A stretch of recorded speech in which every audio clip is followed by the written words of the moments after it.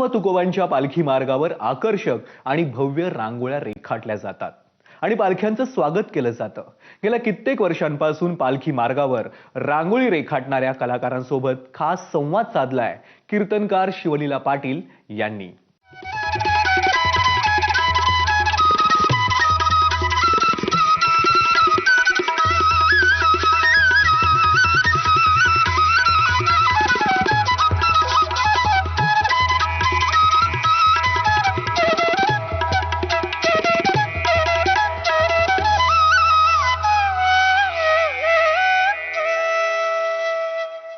रामकृष्ण हरी।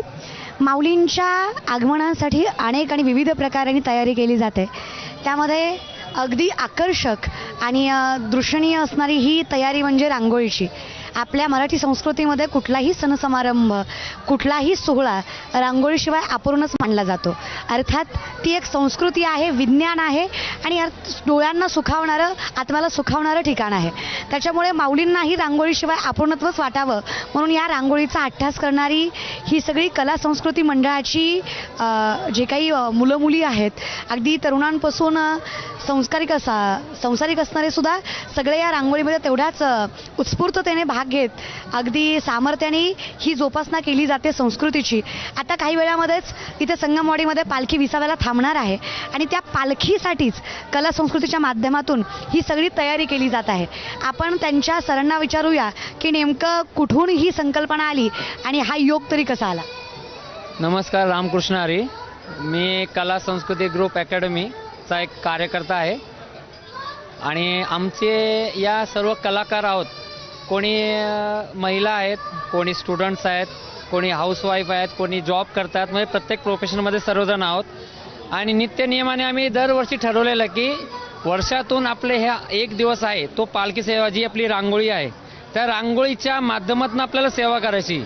सगळेजण आपल्याला पर्यायाने सर्वजण काही ना काही गोष्टी करत असतात, पण मी जी रांगोळी सगळ्यांना शिकवली, माझे जे स्टुडंट आहेत त्यांना सांगितलं की तुम्ही मला एक दिवस द्या आणि त्या एक दिवसातनं आपण या रांगोळीच्या माध्यमातून आपल्याला सर्वांना सेवा करायची आहे आणि एकदम छान प्रकारे या माध्यमातून सामाजिक संदेश देण्याचा पण आम्ही प्रयत्न करत असतो।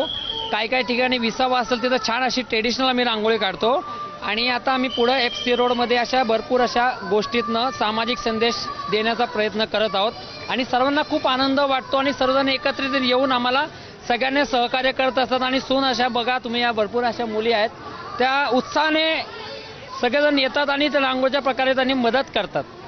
किती वर्ष झालं तुम्ही ही सेवा करता? आम्ही एक 14 ते 15 वर्ष आम्ही नित्य नियमाने सेवा करत आलो।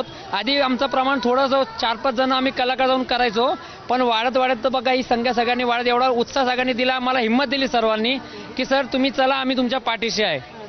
असं म्हणतात, दसरा दिवाळी तोची आम्हा सण, सखे संतजन भेटतील। याच अनुषंगाने ही सगळी मंडळी त्यांचा दसरा दिवाळी या रांगोळीच्या माध्यमातून माऊलीपर्यंत पोहोचवत आहे। सेवा कुठलीही असो, प्रत्येक सेवेतनं माऊलीपर्यंत तो भाव पोहोचणं, ती भक्ती पोहोचणं तेवढीच महत्त्वाची असते आणि त्यांच्या या कलेमधून, त्यांच्या या कष्टातून ते माऊलींपर्यंत आपली सेवा पोहोचवत आहेत आणि आलेल्या प्रत्येक भक्ताला माऊलींच्या या रांगोळीच्या दृश्यातून एक नयनरम्य सोहळा आणि माऊलींचा आगमन सोहळा अगदी सामर्थ्याने वाढवून सांगतायत। त्याच्यामुळे खरंच तुम्हा सगळ्यांचे मनस्वी आभार आहे। तुम्ही एवढी सगळीजण मंडळी एवढ्या कष्टाने सेवा करताय, कारण आम्हाला माहीत आहे घरातली रांगोळी काढायची म्हटली तर पाट आणि पोट एकत्र होतं।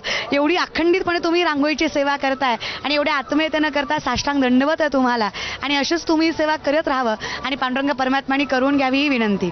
रामकृष्ण हरी। गणपती बाप्पा, मंगल मूर्ती